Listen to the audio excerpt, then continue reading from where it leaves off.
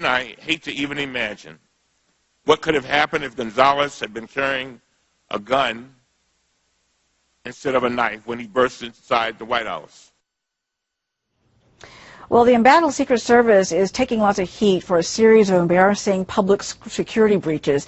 And now lawmakers on both sides of the aisle are questioning whether the agency is doing its best to keep the president and his family safe. Joining us now, former Secret Service agent and author of Within Arm's Length, Dan Emmett. Dan, welcome to the program. Nice to have you here. Good afternoon, Emma. You are coming to us via Skype, and I want to ask you, you spent 21 years as a Secret Service agent and 2 tours of duty on a Presidential Protective Division. Do you think that the series of embarrassing high-profile cases of misconduct reveals an agency in complete disarray? In terms of misconduct, no. Every agency is going to have those, and that's why Julia Pearson essentially was brought in to straighten out the personal conduct issues, and I think she was probably well on her way to doing that. However, I think she was putting so much time on that perhaps she took her eye off the ball in terms of what the Secret Service is really about, which is keeping the president safe. You know, from what I hear, talking to some of the agents off the record on background, I hear that morale right now is quite low at the agency. And you believe, actually, that weak leadership is really to blame for the problems that have surfaced. What's going on right now behind the scenes from your viewpoint? Well, right now, up on the 8th floor, as we call it at headquarters, they're in complete crisis management right now. They're in panic mode. With the bringing in of Joe Clancy, that's going to help a great deal. Joe's a very solid individual. I've known him, I knew him my entire career. You know, we worked together frequently.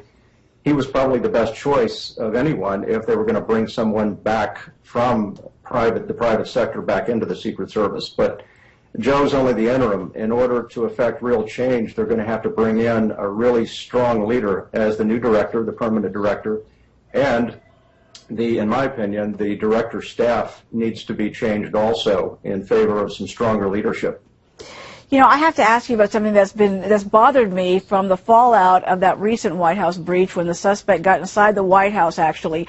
We learned that he overpowered a female agent.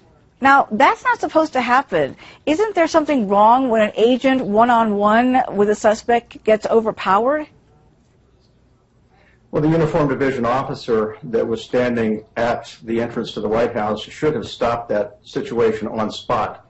However, because the Secret Service, along with the rest of the federal government, has no physical standards in terms of height, weight requirements, those were deemed unconstitutional some years ago, and so now you literally have Secret Service agents and uniformed division officers under 5 feet tall in stature, and some are very overweight, some are out of condition. So we need to get back to some standards which make sense in terms of armed law enforcement. Because, you know, one would think that an agent, regardless of height, if they're there to protect the president, that they're able to stop any possible breach that takes place.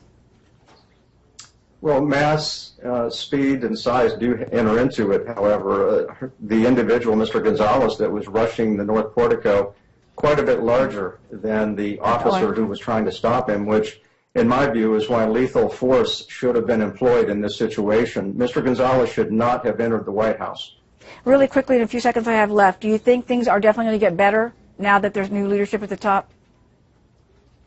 Well, I think they're going to change. Whether or not they get better remains to be seen. That's really up to Secretary Johnson, and whether he makes the determination that, again, the 8th floor needs to be cleaned out and new management brought in. So I think the train wreck that we've seen with the Secret Service hopefully is over, and maybe we can get that train back on the track where it used to be. Absolutely. Let's hope so. Thank you so much for joining us today. We appreciate it. You're welcome.